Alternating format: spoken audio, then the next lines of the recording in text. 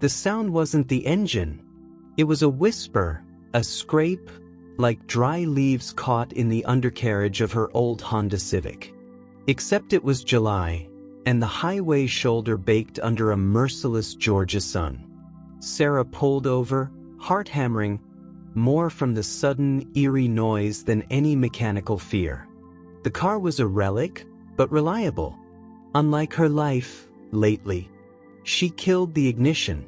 Silence rushed in, thick and hot, broken only by the relentless whoosh of 18-wheelers barreling past, shaking the ground beneath her worn sneakers. She got out, the asphalt radiating heat through her soles. The air smelled of hot tar, exhaust fumes, and something else, faintly metallic.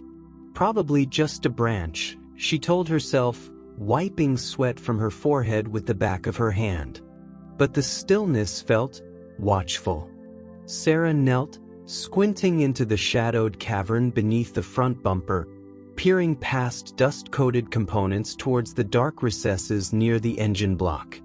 Nothing moved, just the faint shimmer of heat rising. She sighed, a sound swallowed by the roar of another truck. Another week, another long drive back from visiting her mother's empty house, trying to sort through decades of memories packed into cardboard boxes that smelled of dust and faded perfume. The grief wasn't a sharp knife anymore, but a dull, heavy stone, lodged somewhere beneath her ribs. It made everything, moving, breathing, feel like wading through deep water. She saw it. A glint, low down near the wheel well. Not metal. Eyes. Why? Impossibly green, staring back at her from the oily darkness. Unblinking. Feral. Sarah froze, her breath catching. A cat. Not just any cat. A creature woven from shadows and highway grit. The furthest what she could see of it was a patchwork of grime-blackened tabby stripes, matted in places. It pressed itself flat against the pavement, utterly still, as if hoping the earth might swallow it whole. The only movement was the frantic, almost invisible tremor running through its thin frame. "Hey," she whispered, her voice cracking dry from the drive and the sudden surge of adrenaline. "Easy, little one. It's okay." The cat didn't move, didn't blink. Its gaze held hers, not pleading, but assessing, calculating the threat. Sarah saw the notch missing from its left ear, a small, ragged scar. A veteran of the streets. The ribs, visible even beneath the layer of filth, hinted at a long hunger. How long has it been riding there? The thought was chilling. She'd driven nearly 50 miles on the interstate, speeds hitting 70. This tiny life, clinging desperately to the undercarriage of her car, a stowaway escaping God knows.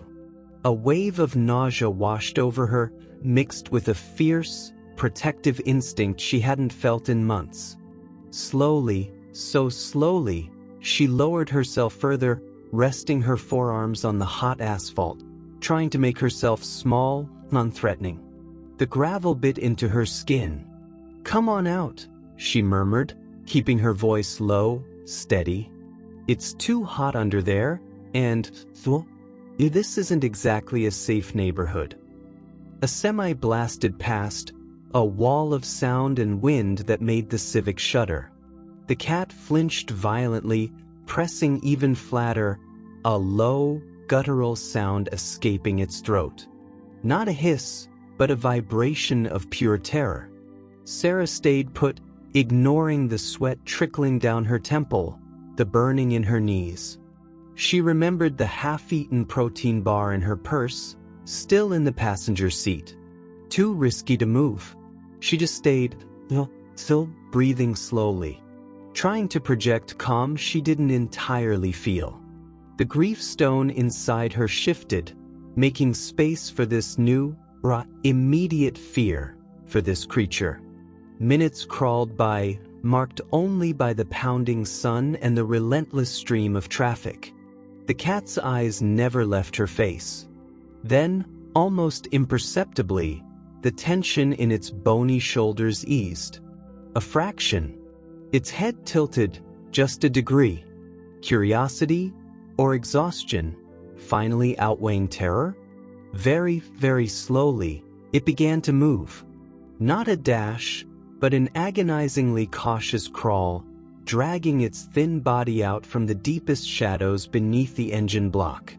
It emerged, inch by inch, onto the sun-baked pavement near the front tire. Sarah held her breath.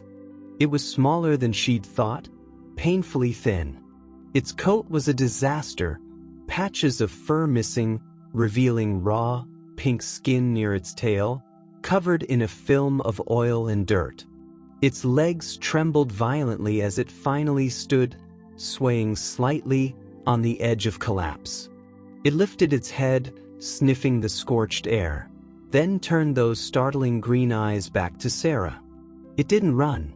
It didn't approach. It just stood there, exposed, vulnerable, utterly spent. Looking at her. Not with trust, not yet. But with a cessation of hostilities. A fragile, temporary truce declared on the dusty shoulder of 85.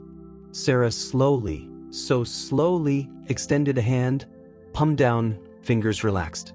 Not reaching, just offering. A bridge across the impossible distance between a grieving woman and a highway ghost. The cat watched the hand, its ragged sides heaving with rapid breaths. It took one shaky step forward, then stopped, its gaze flickering between her hand and her eyes. The roar of the world faded to a dull hum.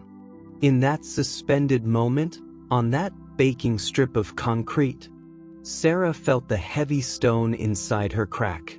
Just a little. Not gone.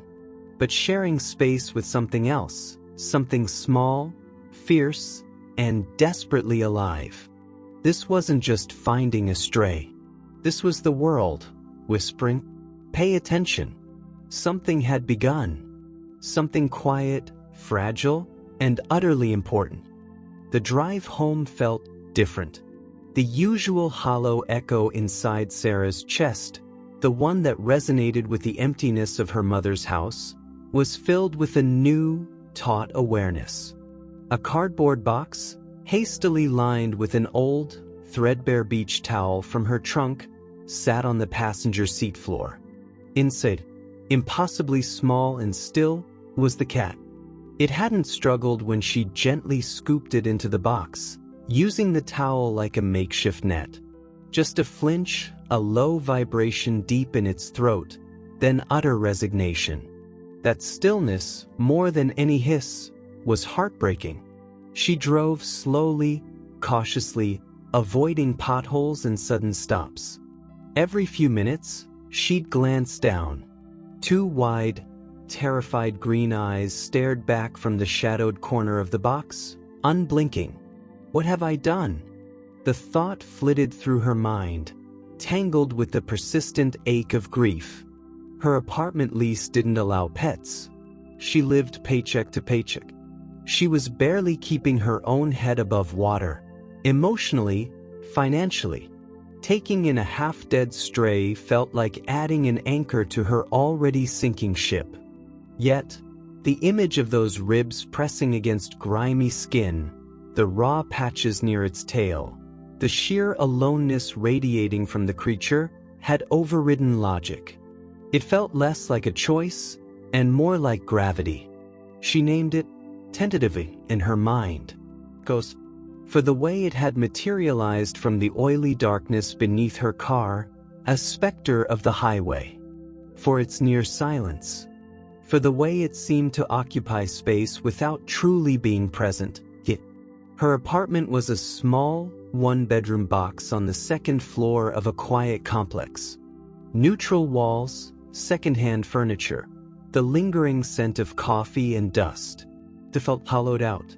Since her mother's passing 3 months ago, Sarah had moved through it like a ghost herself, leaving few traces of life behind. Now, she carried in a living, breathing, trembling piece of the outside world. She set the box gently in the center of her small living room rug, stepping back quickly. Ghost didn't move, just stared, pupils huge, absorbing the unfamiliar stillness, the strange smells of laundry detergent and old books. The silence here was different from the highway's roar, thick, expectant. Sarah moved slowly, deliberately. She filled a shallow plastic dish with water, placing it a few feet from the box. Then, she rummaged in her nearly bare fridge, finding only a can of tuna packed in water, destined for a sad salad. Good enough for now, she thought, draining the water and flaking the pale pink meat onto a saucer. The pungent, salty smell filled the small space instantly.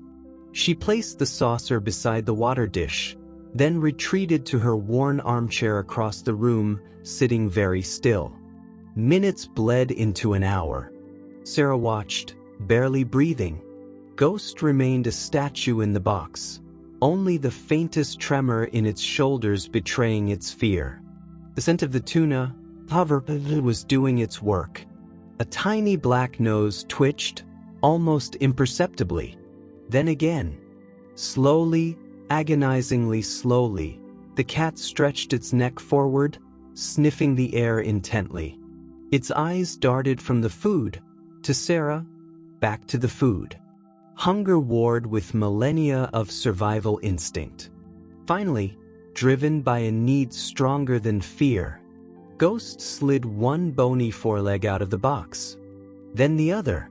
It emerged, crouched low, belly almost scraping the rug, every muscle coiled for flight. It crept towards the saucer, movements silent, fluid, yet radiating tension. Paused, sniffed the tuna, then glanced sharply at Sarah, a low growl rumbling in its chest, a warning. Sarah stayed perfectly still, gaze lowered, focusing on her own hands clasped in her lap. "I'm not a threat," she willed the thought across the space. "Just eat." Ghost lowered its head, taking one frantic, messy bite. Then another. It ate like it had never seen food before, gulping down the tuna with desperate urgency, barely pausing to breathe. Sarah watched, a lump forming in her throat. The raw need was painful to witness. When the saucer was clean, Ghost startled, as if surprised by its own daring, and bolted back into the box, disappearing under the folds of the towel. The next few days settled into a fragile rhythm. Ghost lived under Sarah's bed. It was a dark, enclosed space, accessible only through a narrow gap between the bedskirt and the floor. Her domain became the rest of the apartment. She'd confirmed Ghost was male during a cautious peek, was the shadowed kingdom beneath the mattress. Sarah spoke to him constantly, narrating her mundane actions. "Just making coffee, Ghost. Smells good, huh? Going to water the sad little plant on the windowsill. It needs some love too. Opening a window, some fresh air." Her voice, usually reserved for phone calls or the occasional checkout clerk, felt rusty, but necessary. It filled the silence her grief had left behind. She talked about the weather, the news story she'd heard, the tedious spreadsheets she worked on from home. She didn't talk about her mother. Not yet. The stone was still there, heavy, but talking around it, to this silent listener, felt strangely lighter. She learned his patterns. He'd emerge only when she was perfectly still, usually late at night when she was reading on the couch, or early in the gray pre-dawn light. He'd creep to the water dish, drink deeply, his small pink tongue lapping furiously. He'd use the litter box she'd set up in the corner of the bathroom, meticulously covering his traces. He'd investigate the perimeter of the room, sniffing the baseboards, the legs of furniture, always keeping the bed in sight as a bolt hole. Food was the main point of contact.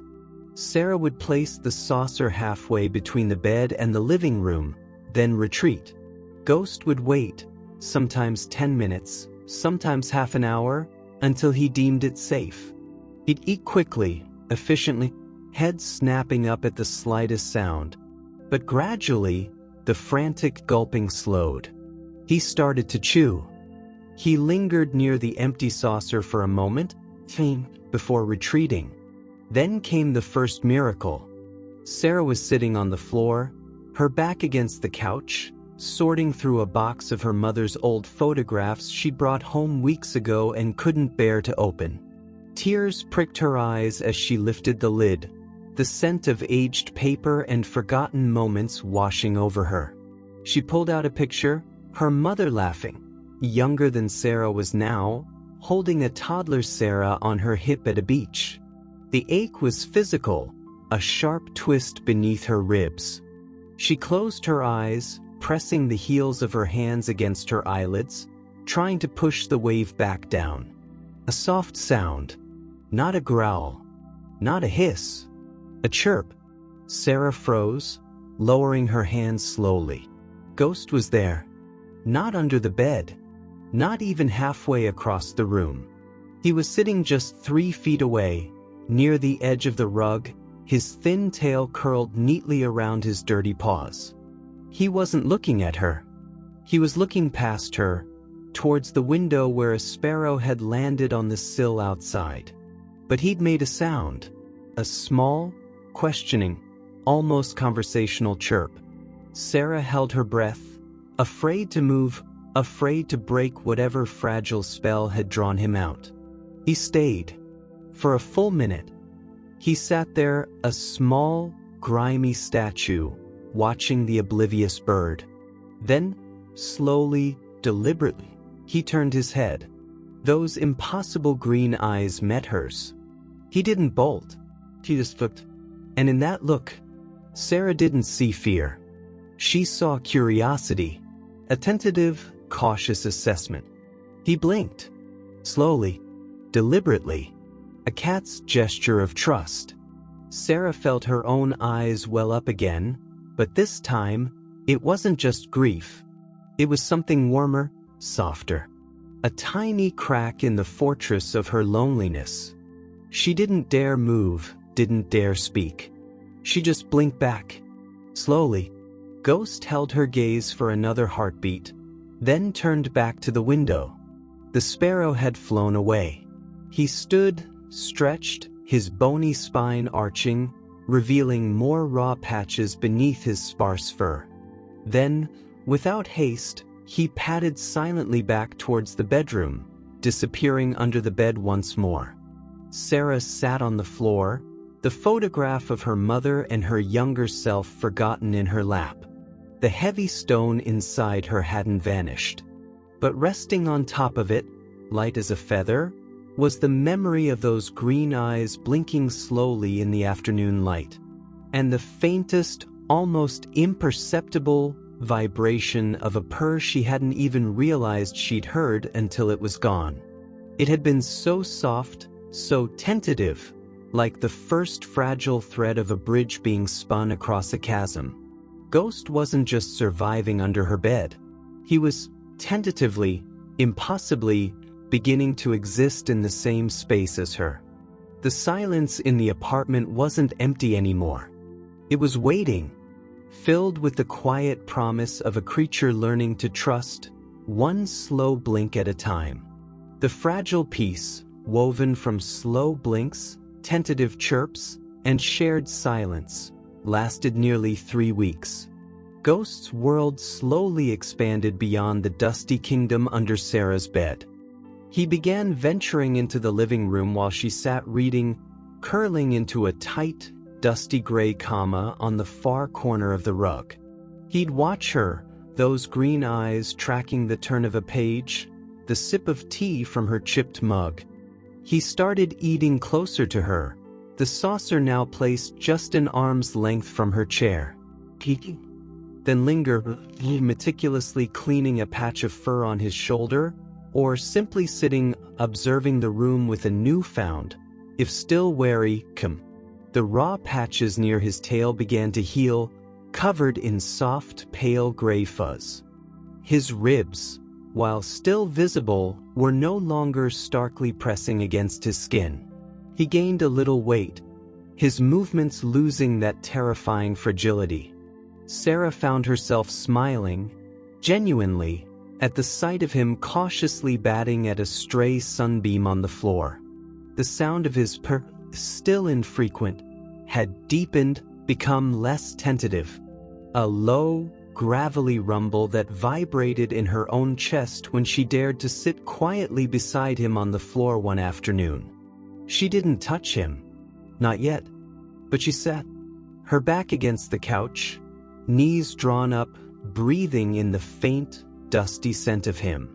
He'd purred for a full minute, then stretched and padded back to the bedroom, leaving her feeling absurdly proud. The stone of grief, while still present, felt less like a crushing weight and more like a smooth, heavy pebble she carried in her pocket. She even opened the box of photographs again. She didn't sob. She traced her mother's smiling face in the beach picture, feeling the familiar ache, but also a flicker of warmth. Ghost had watched her from the doorway that time, his head tilted. Progress. Delicate, precious progress. Then came the rain. A summer thunderstorm, rolling in late one afternoon with a sudden violence that shook the windows. One moment, the sky was bruised purple. The next, the world dissolved into a deafening roar of water hitting pavement, wind howling around the corners of the apartment building. Lightning cracked, a jagged white tear across the darkening sky, followed instantly by a thunderclap so loud it vibrated the floorboards beneath Sarah's feet.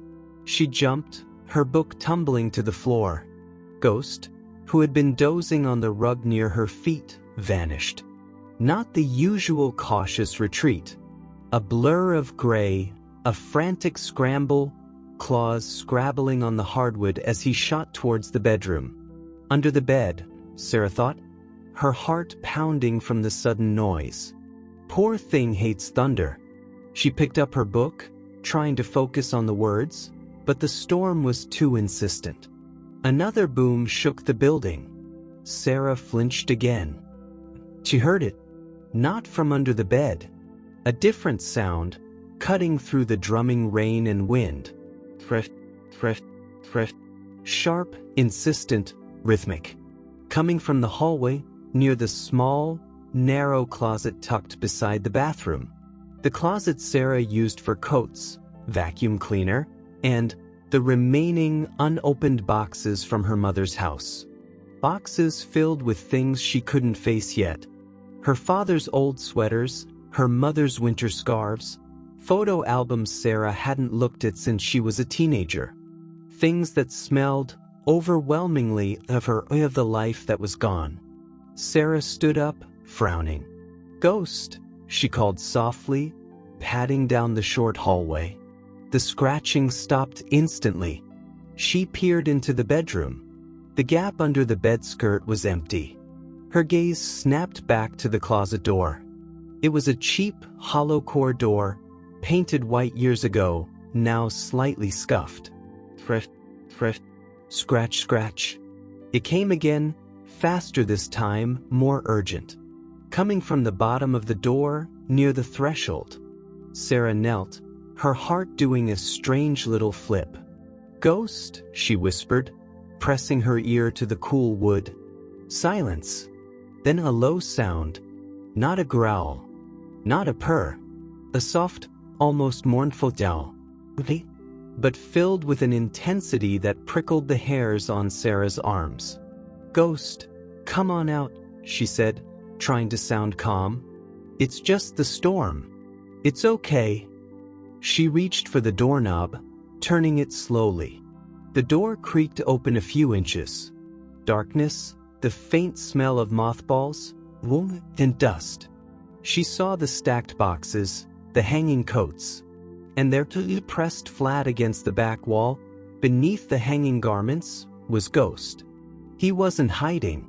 He was pressed against the wall, his body rigid, his wide, terrified eyes fixed, not on Sarah, but on the wall itself. On the corner where the closet walls met, near the baseboard. "Hey," Sarah murmured, reaching a hand slowly into the darkness. "Come here. It's scary, but it's just noise." Ghost didn't move. He didn't even seem to register her presence. His gaze remained locked on that corner, his sides heaving. Another crack of thunder, closer this time. Ghost flinched violently, but didn't run towards her. Instead, he lunged forward, not at her, but at the wall. His claws scrabbled frantically against the cheap plasterboard, tearing tiny white flecks onto the carpet. Scratch, scratch, scratch, scratch. He let out another low, desperate yowl, a sound of pure, primal distress that had nothing to do with the thunder outside. Sarah pulled back, startled, a chill running down her spine despite the warm, humid air. "Ghost, stop." He ignored her, utterly focused on the wall, scrattling, his tail lashing wildly. It was terrifying. This wasn't fear of the storm. This was something else. Something directed, specific, and deeply unsettling. Sarah closed the closet door gently, leaving him inside. She needed a moment to think. The scratching continued, frantic, desperate, punctuated by those eerie, mournful yowls. He felt wrong. Profoundly wrong. She leaned her forehead against the cool wood of the door, listening to the storm rage outside, and the smaller, more disturbing storm raging within her closet. The storm passed, leaving the world dripping and strangely quiet. When Sarah cautiously opened the closet door an hour later, Ghost was gone. Back under the bed, she assumed. She stepped inside, flicking on the bare bulb overhead. The air was thick with dust motes dancing in the sudden light. She looked at the corner, the spot Ghost had been fixated on. The cheap plasterboard was scratched, yes, but only superficially. No holes, no obvious damage. Just a patch of scuffed white, maybe 2 feet off the floor. She ran her fingers over it. Smooth, solid, utterly ordinary. She looked at the boxes stacked nearby. One was labeled "Dad Sweaters" in her mother's neat, looping script. Another, "Christmas Ornaments." And the one closest to the scratched wall, unlabeled, but she knew what was inside. Her mother's journals. Dozens of them, spanning decades. Sarah had packed them hastily, unable to open a single one. The thought of her mother's private thoughts, her joys, her sorrows, laid bare, felt like an invasion. Too intimate, too painful. She backed out of the closet, closing the door firmly. Just the storm, she told herself firmly. He was terrified. Animals do strange things when they're scared. She almost believed it. But that night, long after Sarah had gone to bed, lulled by the steady dripping of rain from the gutters, it started again. Fresh. Not frantic this time. Slower. More deliberate. Rhythmic. Persistent. Coming from the hallway. From the closet door. Sarah lay in the dark, listening. Her heart thudded dully against her ribs. Ghost wasn't under her bed. She could feel the emptiness of the space beneath her. He was out there, scratching, at that spot. She got up, creeping to her bedroom door, opening it a crack. The hallway was dark, but she could make out his small shape, sitting upright before the closet door. His paw lifted, extended, and dragged slowly, deliberate down the wood. Then again. He wasn't yowling. He was silent, utterly focused. It wasn't the frantic terror of the storm. This was ritualistic. Haunting. Ghost, Sarah whispered, her voice dry. He froze, his head snapping towards her. His eyes, reflecting the faint light from her bedroom, glowed an unearthly green. For a long moment, They just looked at each other in the dark. Then, slowly, deliberately, he turned his head back towards the closet door, lifted his paw. The sound echoed in the silent hallway. A challenge, a plea, a mystery carved into cheap wood. Sarah closed her door softly, leaning her back against it. The stone in her pocket felt cold again. The fragile piece was shattered. Ghost wasn't just a scared stray anymore. He was a creature fixated on a patch of wall, on a closet full of ghosts Sarah wasn't ready to face. The scratching wasn't random. It was a question, a demand, scratching insistently at the door of her own carefully barricaded grief. The warmth of the past weeks curdled into a cold, creeping unease. What was in that closet? What did he know, or sense, that she was desperately trying to ignore? The connection they'd built felt suddenly fragile, overshadowed by this strange, silent compulsion.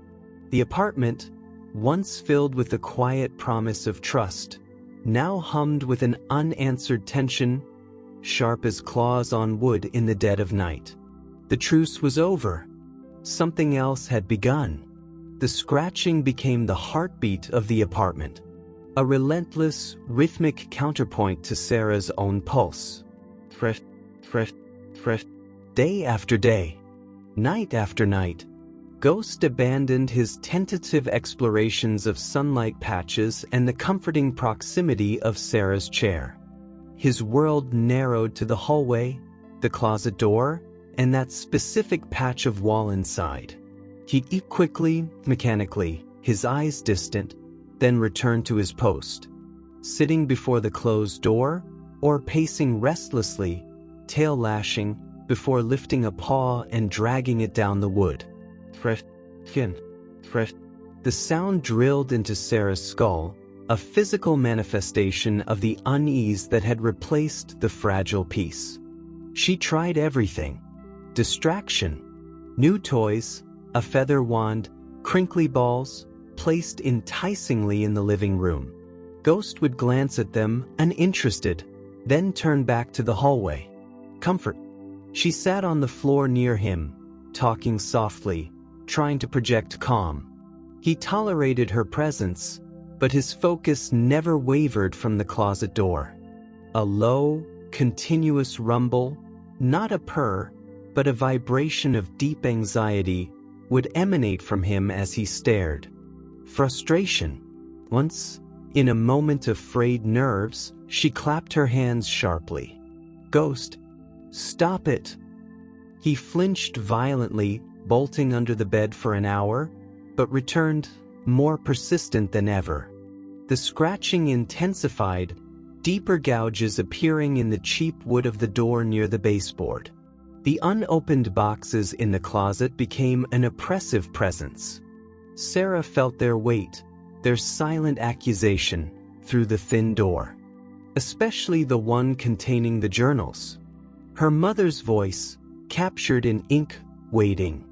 Ghost's fixation felt like a spotlight, shining directly on the wound Sarah had been desperately bandaging with busy work and avoidance.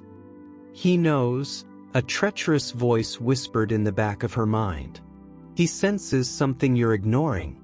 The thought was absurd, irrational, yet it took root, fueled by the sheer, unnatural intensity of the cat's behavior. This wasn't just fear. This was purpose. The breaking point came on a Tuesday. A nondescript day filled with gray skies and spreadsheets that blurred before Sarah's tired eyes. She'd slept poorly, the phantom sound of scratching echoing in her dreams. Ghost had been at it since dawn, a relentless, metronomic scratch, scratch, scratch that finally snapped the last thread of her composure. She stood abruptly from her desk, sending her chair rolling back. The scratching stopped instantly. Silence hung heavy, expectant. Sarah walked into the hallway. Ghost sat there, his back to her, facing the closet door. Utterly still. The air crackled with tension. What? Sarah's voice cracked. louder than she intended, raw with exhaustion and pent-up emotion. "What do you want from me?" Ghost didn't turn. She just sat. A small, dusty gray sentinel. Sarah's gaze dropped to the door.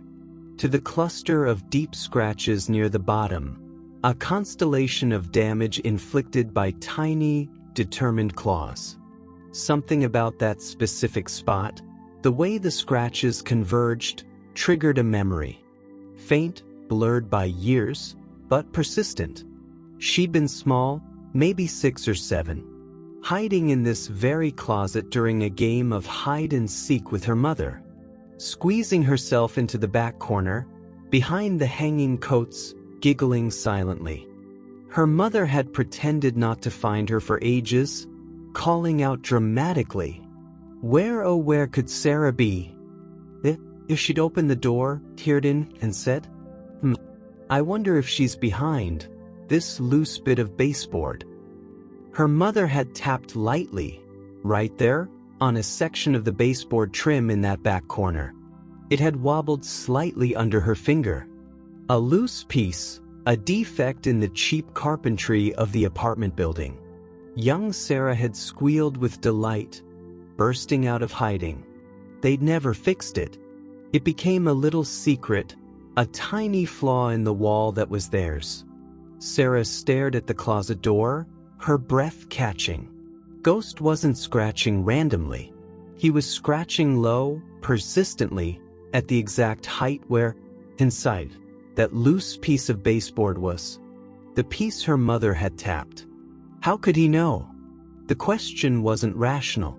It bypassed logic, landing squarely in the center of her grief and the bizarre, undeniable reality of this cat's behavior. A sob rose in her throat, choked, desperate. Not just sadness. A profound, overwhelming sense of being pushed, guided, towards something she'd buried. Okay, she whispered, the word barely audible. Her hands shook as she reached for the closet doorknob. Ghost finally turned his head. He looked at her. Not with triumph, but with a deep, ancient stillness. His green eyes held hers, unblinking. Sarah turned the knob, pushed the door open. The familiar sense rushed out, mothballs. And beneath it, the faint, heartbreaking trace of her mother's perfume, clinging to the scarves. She didn't turn on the light. Gray afternoon gloom filtered in from the hallway. She stepped inside, her movements stiff. Ghost followed silently, brushing past her legs, heading straight for the back corner. He didn't scratch the wall. He sat down, directly in front of that section of baseboard, and looked up at her. Sarah knelt. The unlabeled box, the one with the journals, was pushed slightly aside. Ghost's gaze was fixed on the trim. She reached out, her fingers trembling, tracing the edge of the cheap wood paneling where it met the wall. Her fingers found it. A slight give. Just as she remembered. A tiny section, maybe 6 inches long, wasn't fully secured.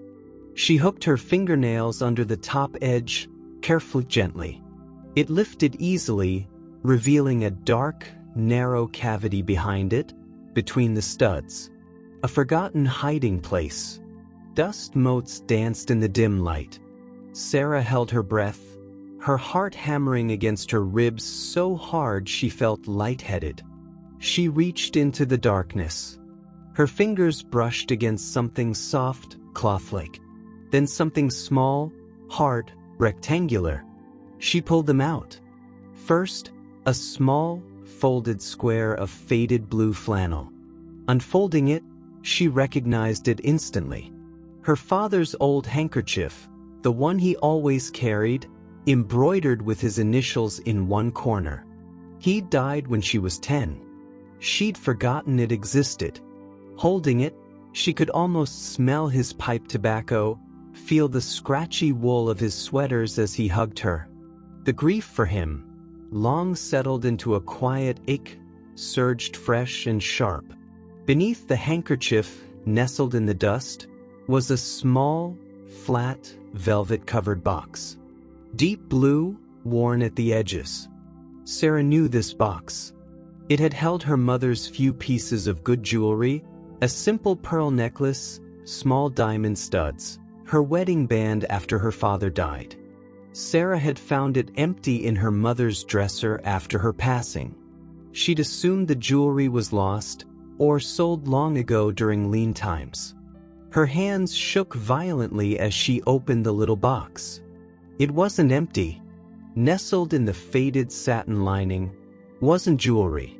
It was a photograph.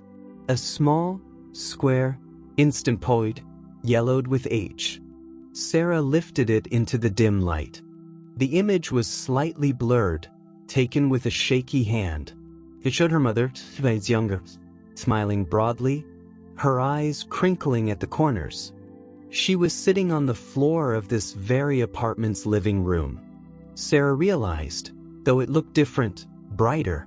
In her mother's lap, held gently in both hands, was a cat. A small, skinny, gray tabby kitten. One ear had a tiny, unmistakable notch. The kitten was looking up at her mother, its tiny mouth open in what looked like a silent meow. Its eyes, wide and trusting, were the exact, startling shade of green as ghosts. Sarah's breath left her body in a rush. She stared. The world tilted. The air in the closet thickened, pressing in on her. Ghost, sitting silently at her knee, let out a soft sound. Not a chirp, not a yowl. A sigh. Deep, resonant, almost human in its relief. Recognition slammed into Sarah, not with words, but with a wave of pure, visceral memory. Smokey. The name surfaced from the deep fog of early childhood. Smokey, the kitten her father had found, shivering and wet under the hood of his old pickup truck after a rainstorm. Crawled right out of the engine block, scared the life out of me, he'd laughed. Smokey, who had lived with them for only a year, a skittish, affectionate little ghost of a cat, before vanishing one day. Sarah had been devastated, her first real brush with loss. Her mother had told her Smokey must have found another home, but her eyes had held a deep sadness. Sarah, young and self-absorbed, had eventually stopped asking. The memory had faded, buried under years of other pets, other losses. But her mother hadn't forgotten. She'd kept this picture, hidden it away, with her husband's handkerchief in their secret spot. A memory too precious or too painful to display. A tiny ghost from their past. Sarah looked down at Ghost. He was looking up at her, his green eyes reflecting the faint light from the hallway. Not feral, not scared, knowing. He nudged her knee gently with his head, a gesture she'd never allowed herself to hope for. The purr started then, not tentative, but deep, rumbling, a physical vibration she felt through her bones. It wasn't just sound.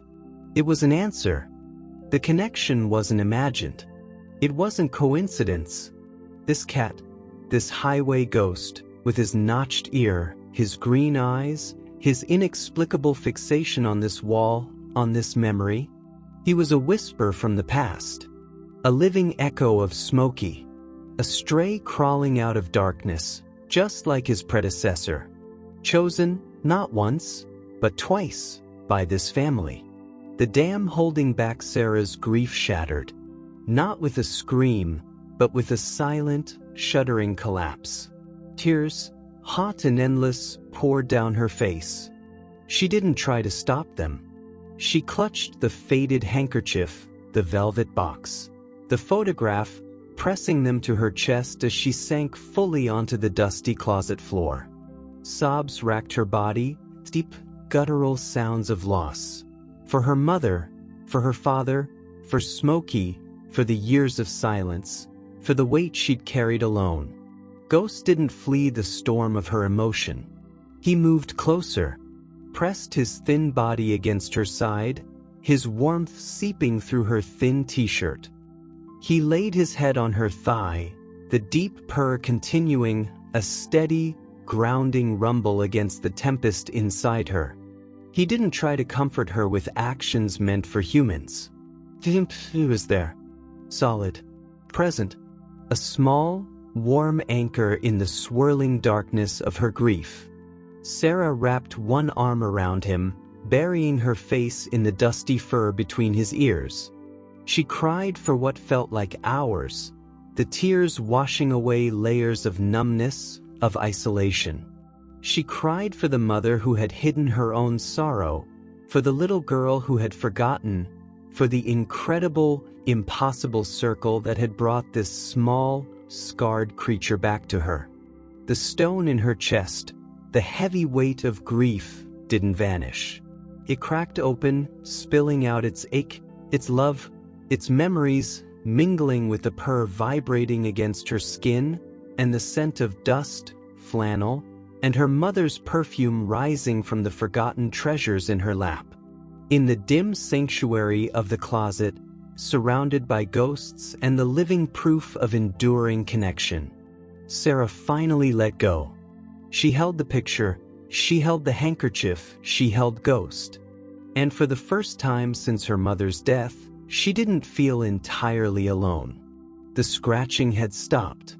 The silence that followed wasn't empty. It was filled with the sound of her own ragged breathing, the deep, resonant purr of a cat who had finally come home, and the quiet, settling peace of a heart finally beginning to break and heal. The dust motes, suspended in the dim closet light, seemed to hold their breath. Sarah's sobs subsided, leaving her hollowed out, raw, but strangely lighter, like a fever had broken. She sat on the floor, the cool wood grain pressing through her jeans, the forgotten treasures cradled in her lap. Her father's handkerchief, rough against her fingertips. The velvet box, cool and solid. The photograph, a fragile window into a joy she'd forgotten existed. And Ghost, pressed against her side, his purr a deep, steady engine of warmth, vibrating through her ribs, anchoring her to the present. He didn't move away. He simply was a living weight, a silent testament to the impossible circle that had closed in this dusty space. Slowly, almost reverently, Sarah traced the edge of the photograph. Her mother's radiant smile. Smokey's tiny, trusting face. The notch in the kitten's ear, a mirror to the scar on Ghost's. The green eyes, identical across decades. The coincidence was staggering, absurd, yet it felt like anything but coincidence. It felt like a whisper carried on the wind, a message delivered by a creature who had crawled out of darkness twice. She didn't need to understand how. The why resonated in her bones, to remind her she wasn't alone, that love and loss echoed through time, connecting generations. That ghosts weren't always phantoms. Sometimes they were warm, purring, and needed tuna. She looked down at Ghost. He lifted his head from her thigh, meeting her gaze. The wary distance, the feral edge, was gone. His eyes held a quiet, profound calm. He blinked slowly, deliberately. Sarah blinked back, fresh tears welling, but these were different. Lighter. Cleansing. She reached out a trembling hand, not to pet him, but to hover near his head, an offering. Ghost didn't flinch. He leaned into it, ever so slightly, the top of his dusty head brushing her knuckles. The first voluntary touch. A spark of connection, warm and electric, traveled up her arm. She let her fingers sink gently into the fur between his ears. It was coarse, still gritty, but beneath it, she felt the solid shape of his skull, the life thrumming within him. He pushed his head more firmly against her hand, his purr deepening, a rumble of pure contentment that filled the quiet closet. Emerging from the closet felt like stepping onto a different planet. The apartment, the same neutral walls, the same secondhand couch, looked subtly altered. The light filtering through the window seemed softer, warmer.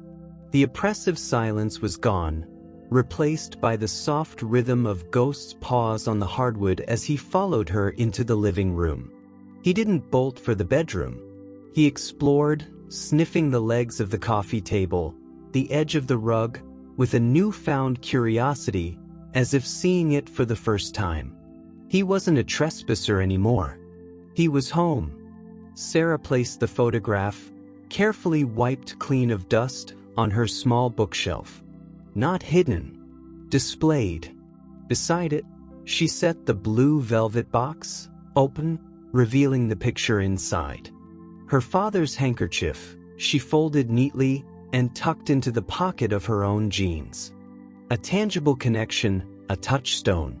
Ghost jumped onto the couch, a movement still slightly stiff, but confident. He circled once, twice, then settled into a tight loaf, his green eyes fixed on the photograph. A soft, almost inaudible chirp escaped him. Recognition? Please? Sarah didn't know. She sat beside him, not touching, just sharing the space. The heavy stone of grief was still there, but it was no longer lodged immovably in her chest.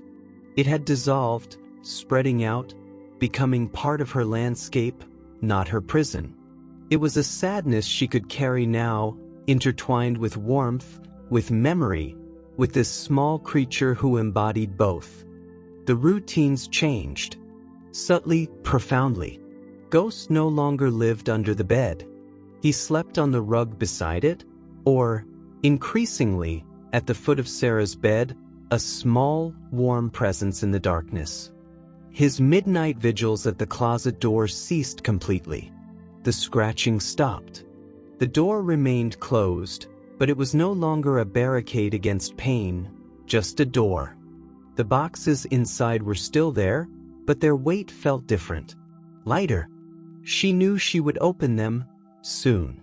Not with dread, but with a quiet curiosity, a desire to know her mother more fully, through her own words, her sweaters, her scarves. Mealtimes became shared rituals. Ghost no longer waited for Sarah to retreat. He'd weave around her ankles as she prepared his food, purring, occasionally bumping her leg with his head. He'd eat, then often linger nearby, washing his face with meticulous care, or simply watching her as she made her own coffee, toast, or the occasional proper meal. The desperate gulping was gone. He ate with a calm assurance, savoring. One morning, a week after the closet, Sarah woke to a new sensation, a gentle pressure on her hip. She opened her eyes, still blurry with sleep. Ghost was there, not at the foot of the bed, curled into a tight circle, pressed against her side, his head resting on her hip. His breathing was deep, even. Sunlight streamed through the window, catching the dust motes, gilding the tips of his gray fur. Sarah lay perfectly still, afraid to breathe, afraid to shatter the moment. His warmth seeped through the blanket. His purr, a soft, steady vibration, was the only sound. He slowly lifted a hand and rested it lightly on his back. He didn't stir, just sighed, a deep, contented sigh, and pushed his back slightly into her touch. Tears pricked her eyes again, but they were sweet tears. Tears of belonging, of a trust forged in shared vulnerability, in the quiet aftermath of a storm. She took him to the vet. The old fear of the lease, the cost, was still there, but it was overridden by a fierce protectiveness. He needed care. He deserved it. Ghost, surprisingly, tolerated the carrier, the car ride, with only a low murmur of complaint. In the exam room, he pressed himself against Sarah's side on the metal table, but he didn't panic. He watched the vet with wary, intelligent eyes, but allowed the examination. "He's been through the wars," Dr. Evans murmured, her touch gentle as she probed the healed raw patches near his tail, felt his ribs, checked his teeth. "Malnourished, obviously, but recovering well. That ear notch is old, healed clean." She listened to his heart, his lungs. "Strong," she pronounced. Then she paused, looking closer at his eyes. "Interesting." "What?" Sarah asked, her own heart skipping. "These flecks of amber, right around the pupil, mixed with the green. Unusual pattern. Beautiful." Sarah leaned in. She hadn't noticed. Deep within the startling green, like tiny shards of sunlight, were flecks of warm amber. Just like in the photograph of Smokey. A unique signature. A confirmation. Sarah swallowed hard, nodding. "He's special. He got his shots. A clean bill of health, aside from needing continued good food and care. He was estimated to be around 2 years old. A young cat carrying ancient echoes." On the drive home, Ghost sat in the carrier, but this time, he faced forward, watching the world go by through the mesh. Curious. Unafraid. The apartment complex had a small courtyard, dotted with struggling flower beds and a few weathered benches. Sarah had avoided it, the cheerful sounds of neighbors too stark a contrast to her inner silence. One mild evening, with Ghost confidently exploring the living room, batting at a crumpled paper ball she'd made, Sarah felt a pull. She opened her balcony door, stepping out into the cool twilight air. Ghost followed. He paused at the threshold, sniffing the breeze, his ears swiveling. Then, cautiously, he stepped out onto the small concrete balcony. Sarah sat on the cheap plastic chair she kept out there. Ghost explored the perimeter, sniffing the railing, the pots holding her neglected spider plant. Then, he jumped onto the wide arm of her chair. He didn't sit on her lap. He sat beside her, perched, gazing out at the courtyard below. The setting sun painted the clouds in streaks of pink and orange. Children's laughter drifted up from the playground. A neighbor watered his flowers. The world, ordinary, ongoing. Sarah watched Ghost. His profile was sharp against the fading light, the notch in his ear a small badge of survival. His green-amber eyes took in the scene below, completely observant. She thought back to that baking highway shoulder, the oily darkness beneath her car, the terrified green eyes staring out. The woman she was then, adrift in grief, barely tethered. The heavy stone inside her. The impossible fragility of the creature she'd coaxed out. She reached out, slowly, and ran a finger gently down the ridge of his back. He didn't turn, just leaned slightly into the touch, a soft rumble starting in his chest. The purr vibrated through the plastic chair, through Sarah's hand, into her own chest. It resonated with the quiet hum of the evening, the distant traffic, the settling peace inside her. The stone was still there, but it wasn't the whole story anymore. It was layered now with the softness of flannel, the faded smile in a photograph, the deep green eyes of a kitten long gone, and the warm, steady purr of the ghost who had come back. Life had moved forward, irrevocably changed, not by erasing the loss, but by weaving it into something new, something resilient, something shared. She looked at Ghost, sitting beside her on the balcony, a silent sentinel in the dusk. He wasn't Smokey. He was Ghost, his own cat, with his own scars, his own journey through darkness. But he carried the echo, a living reminder that love, once given, never truly vanishes, finds its way back. Sometimes, in the most impossible, purring ways. The highway roared somewhere in the distance, a sound that once meant only exhaustion and grief. Now, it was just the sound of the world turning. And beside her, warm and solid, sat a miracle who had crawled out of it. The first frost came early that year. Sarah woke to the world outside her window painted in delicate silver, the grass stiff and glittering, the spider plant on her balcony edged in ice crystals. Beside her, Ghost lay curled in a perfect circle, his nose tucked under his tail, his breath slow and even. The radiator hissed softly, filling the apartment with dry warmth. She watched him for a moment, the steady rise and fall of his sides, the way his ear twitched slightly in sleep. His fur, once matted and dull, now shone in the pale morning light, a soft tapestry of gray and cream stripes. The raw patches near his tail had fully healed, covered in new fur, pale as dawn. She moved carefully, not wanting to disturb him, but as soon as her feet touched the floor, his head lifted. Green amber eyes blinked at her, alert, clear. No longer wild. No longer afraid. He stretched, his front paws extending, claws flexing, then stood and shook himself, sending a small cloud of dust motes swirling. He trotted after her as she padded to the kitchen, his tail held high, the tip curled slightly at the end like a question mark. The photograph of her mother and Smokey still sat on the bookshelf, but it wasn't alone anymore.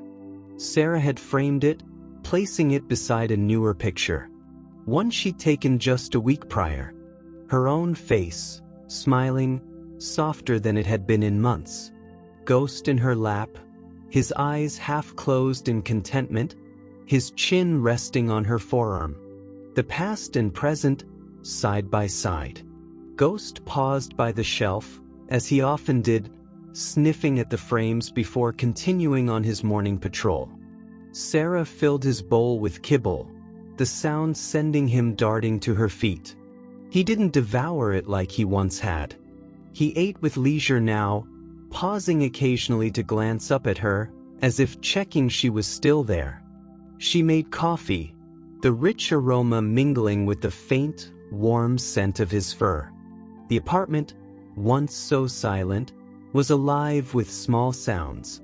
The crunch of kibble, the hum of the fridge, the soft thud of Ghost jumping onto the windowsill to watch the sparrows pecking at the frost-covered grass below.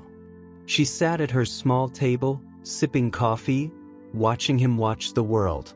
His tail flicked occasionally, but he didn't yowl or scratch at the glass. Just observed. Sarah reached for the stack of papers beside her laptop. Bills, mostly. But one envelope stood out. Thick, cream-colored. Her name written in a looping script she recognized instantly. Her mother's handwriting.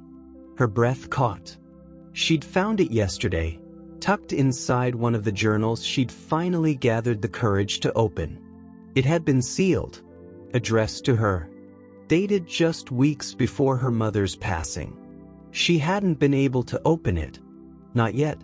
The sight of it sent a familiar ache through her chest, but it was a different ache now. Less like a wound, more like the pull of a muscle stretching after long stillness. Ghost turned from the window. He hopped down from the sill, landing silently on the hardwood. He approached the table, his gaze fixed on the envelope in her hands. Sarah set it down, running her fingers over the smooth surface. Ghost sniffed it, his whiskers brushing her knuckles. Then, unexpectedly, he nudged it with his nose, pushing it slightly toward her. A quiet insistence. Sarah exhaled a shaky laugh. "You think I should open it, huh?" Ghost blinked up at her, then head-butted her wrist gently. Affirmation. Her fingers trembled as she broke the seal. Inside, a folded letter, and a small key taped to a slip of paper with the words *, safe deposit box 214, _ scrawled beneath it. The letter was several pages long, her mother's familiar script covering both sides. Sarah's vision blurred as she began to read. "My dearest Sarah, if you're reading this, what? I suppose I'm not there to nag you about wearing a jacket when it's cold, or to remind you that you're more capable than you think. But I need you to know something. You were never alone. Not even when you felt like you were." The words unfolded like a map, leading her through her mother's thoughts, her regrets, her hopes. She wrote about Sarah's father, about the way he'd found Smokey shivering beneath that truck all those years ago. About how the kitten had been a light in their darkest days after his death. About how, when Smokey disappeared, she'd searched for weeks, heartbroken, before finding him too late, hit by a car a few blocks away. She'd buried him in secret, unable to bear Sarah's grief on top of her own. She wrote about the photograph, about hiding it away with the handkerchief, unable to part with the memory, but unable to face it either. Grief is a funny thing, my love. It doesn't leave, but it changes shape. It becomes something you can hold, instead of something that holds you.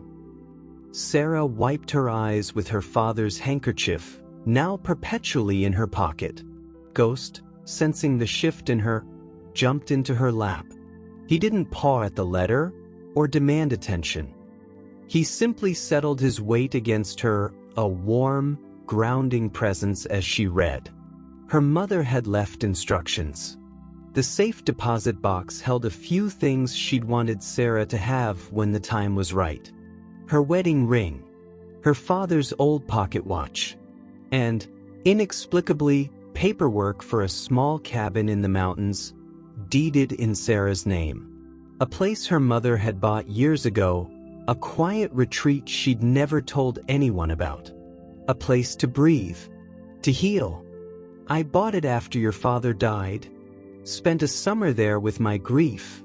Let it howl in the trees instead of in my chest. It's yours now. Take your time. Go when you're ready. And maybe, if you're lucky, some wild, beautiful creature will find its way to your doorstep, just like Smokey found us, just like you found Ghost." Sarah set the letter down, her hands shaking. Ghost lifted his head, pressing his forehead against her chin. A gesture so tender it undid her. She wrapped her arms around him, burying her face in his fur. He purred, the vibration steady against her racing heart. She'd thought the closet had been the revelation, the photograph the final gift.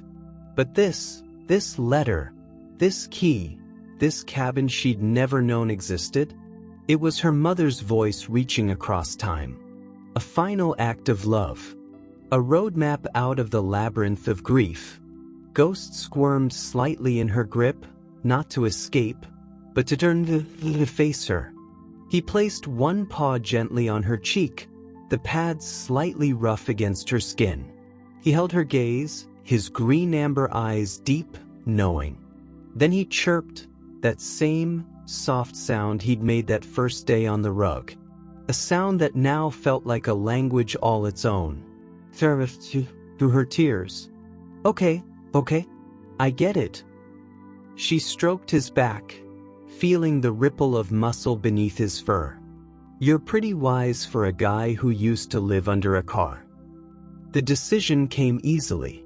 Not as an epiphany, but as a quiet certainty, settling into her bones like the first frost outside. She would go to the cabin.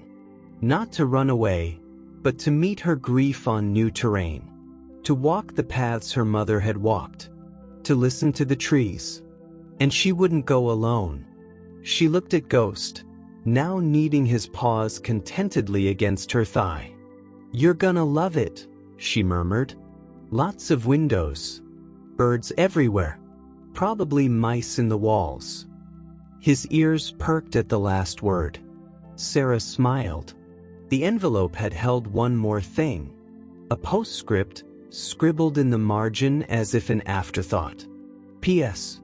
If Ghost is anything like Smokey, He'll hate the car ride. But he'll love the mountains. Trust me. Sarah stared at the words, then at the cat in her lap. Ghost blinked back at her, utterly serene. As if he'd known all along. As if this had been the plan from the moment he'd crawled out of the darkness beneath her car. Not just to heal her, but to lead her here. To this moment. To this choice. She thought of the highway, the oily shadows, the terrified green eyes that had stared into hers. The circle didn't feel closed anymore. It felt open, expanding, a spiral leading forward. Ghost stretched, then settled more firmly into her lap. His purr filled the quiet kitchen. Outside, the frost began to melt, the world glittering, transient, beautiful. Sarah stroked his ears, the notch under her fingertips a familiar ridge. A scar. A story. A map. She had a trip to plan. The mountain air tasted like pine needles and cold stone. Sarah stood on the cabin's weathered porch, Ghost a warm shadow against her legs, watching dawn bleed crimson and gold across the peaks. Frost still silvered the meadow grass below, but the sky burned with the promise of warmth. Her mother's letter lay folded in the pocket of her flannel shirt, beside her father's handkerchief. Not burdens anymore, but compasses. The cabin wasn't grand. Small, sturdy, smelling of aged wood and wood smoke from the stone fireplace she'd lit last night. Her mother's sanctuary. Sarah had found the safe deposit box easily, the worn gold band, the pocket watch that still ticked faintly, the deed to this place. Standing here now, she felt her mother's presence not as a ghost, but as a quiet understanding in the creak of the floorboards, the view from the single, wide window. This is where she learned to breathe again, Sarah realized. Now it's my turn. Ghost had hated the car ride, just as her mother predicted. Low, guttural yowls from the carrier, punctuated by frantic scrabbling. Sarah had talked to him the whole winding way up the mountain road, her voice a steady anchor against his terror. Almost there, brave boy, just a little further, see? Trees. So many trees. When they'd finally arrived, crunching onto the gravel drive beneath towering pines, she'd opened the carrier door. Ghost had slunk out, belly low, eyes wide, fur puffed. He'd sniffed the unfamiliar air, the damp earth, the tang of pine resin, and slowly, the puffiness subsided. His tail, held stiff, began to relax. By nightfall, he was curled before the fire, purring like a contented engine, watching the flames dance. Home wasn't just a place anymore. It was wherever they were together. Mornings became rituals painted in mountain light. Sarah would wake to Ghost's weight at the foot of the narrow bed, or sometimes curled against her back. They'd share breakfast, her coffee and toast, his kibble eaten with mountain view contemplation from the open porch door. He'd spend hours at the window, a silent sentinel, tracking the darting movements of chipmunks in the woodpile, the swoop of jays through the pines. His stillness wasn't hiding now. It was observation. Deep, focused, alive. Sarah walked. Long, solitary hikes along trails her mother must have walked, marked only by deer tracks and fallen branches. The silence here was different from her apartment's hollow echo. It was vast, filled with the rustle of leaves, the chatter of squirrels, the distant rush of a hidden stream. She carried her grief with her, but it felt lighter here, diluted by the sheer immensity of the sky, the ancient patience of the trees. She'd find a sun-warmed rock beside the stream, and simply be. Sometimes she'd talk aloud, to her mother, to her father, to Smokey, telling them about Ghost, about the cabin's creaks, about the way the light fell through the pines at sunset.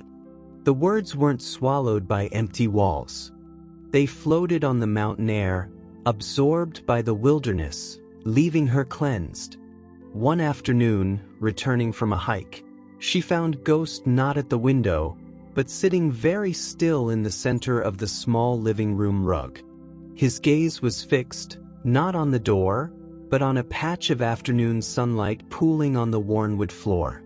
In the dust motes dancing within that golden rectangle, he seemed utterly entranced. Sarah knelt quietly nearby, not wanting to disturb him. He didn't acknowledge her. His focus was absolute. Then, slowly, deliberately, he lowered himself onto his belly within the sunbeam, stretching out full length. He closed his eyes, a sigh escaping him, so deep it seemed to come from his bones. Utter contentment. Utter peace. Sarah watched, the simple beauty of it piercing her heart. This creature, who had known only fear and hunger and the dark underbelly of machines, now lay bathed in sunlight, safe from. It was the purest testament to resilience she had ever seen. The stone in her own chest dissolved further, replaced by a warmth as golden as the light on the floor. She started writing, not for work, but in one of her mother's empty journals found in a cabin drawer. She wrote about the highway shoulder, the oily darkness, the green eyes. She wrote about the scratching that had torn open her grief and the purr that had helped mend it. She wrote about the photograph, the cabin, the way mountains held silence like a sacred cup. She wrote about Ghost, his notched ear, his amber-flecked eyes, his journey from shadow into sun. The words flowed, not as a duty, but as a release, a way of weaving the fragments of her loss and found love into something whole, something true. One evening, as she wrote by firelight, Ghost jumped onto the arm of her chair. He didn't settle beside her. He walked deliberately across the open journal, his paws leaving faint, dusty prints on the blank page opposite her writing. She stopped, looked at her, and chirped. Then he curled up, right there, on the open book, his body covering the fresh ink and the blank paper alike. A living full stop. Sarah laughed, the sound bright in the quiet cabin. She gently rested her hand on his warm back, feeling the rise and fall of his breath beneath her palm. His purr vibrated through the paper, into her hand, into her heart. He wasn't Smokey. He wasn't just an echo. He was Ghost, her unlikely savior, her silent witness, her furry anchor in the storm. His journey through darkness had led them both into the light. The meaning wasn't a grand pronouncement. It settled quietly, like the first snowflakes Sarah saw dusting the pines one late November morning. It was in the way grief and love could coexist, not as enemies, but as threads in the same tapestry. It was in the understanding that healing wasn't about forgetting, but about finding a new language for the love that remained. It was in the realization that rescue wasn't a one-way street. She'd pulled Ghost from the oily darkness beneath her car? Yes. With his scarred ear and his haunted eyes and his insistent scratching at the door of her heart, had pulled her from a deeper darkness. He'd led her to the photograph, to the letter, to this mountain sanctuary, to a version of herself she hadn't known could exist again. Someone who could feel joy alongside the ache, who could watch a cat sleep in sunlight and feel the world was fundamentally, miraculously. It was about trust. Not the naive trust of a world without pain, but the hard-won trust that even after loss, beauty could still find you. That love could return in the most unexpected, dusty, purring forms. That a stray soul, crawling out of the wreckage of its own life, could recognize the wreckage in yours and choose to stay. To blink slowly, to press a warm body against your side in the dark, to lead you home. Sarah looked at Ghost, asleep now on the rug, a pool of gray fur in a patch of weak winter sun. His chest rose and fell steadily, a survivor, a teacher, a friend. He was living proof that the most profound connections often began with a whisper, a scrape in the darkness, a pair of terrified eyes meeting yours. And that sometimes, the life you saved was the one that ended up saving you. The final page of her journal remained open, marked by his dusty paw prints. She didn't need to write the ending. It was living it, right here. In the crackle of the fire, the sigh of the wind in the pines, the deep, resonant purr of a cat who had finally found his place in the world. And in doing so, had shown her hers. The silence in the cabin wasn't empty anymore. It was full. Full of memory. Full of peace. Full of the quiet, enduring miracle of a second chance, curled up on a sun-warmed floor. The echo of that purr, that tiny rumble born in darkness and forged in trust, lingers long after the story ends. It's the sound of a heart, once broken, finding its way back to beat in the light. Your turn. Was there a moment in Sarah and Ghost's journey that echoed in your heart? Maybe you've known a rescue who rescued you, or carried a grief that felt too heavy to hold alone. Share your story in the comments below. Let's create a sanctuary of shared healing right here. Want more stories that mend the soul? Smash that subscribe button, tap the bell so you never miss a journey. Every week, we explore the unbreakable threads between humans and the creatures who save us in ways we never see coming. Share this with someone who needs a reminder that love finds a way, that healing is possible, that sometimes angels have whiskers and purr. Press that like button if Ghost's journey reminded you that even the deepest wounds can become sacred ground where new life takes root. Until next time, look for the light, listen for the purr, and remember, your own miracle might be hiding in the unlikeliest of places, waiting for you to see it. Peace and paw prints, friends.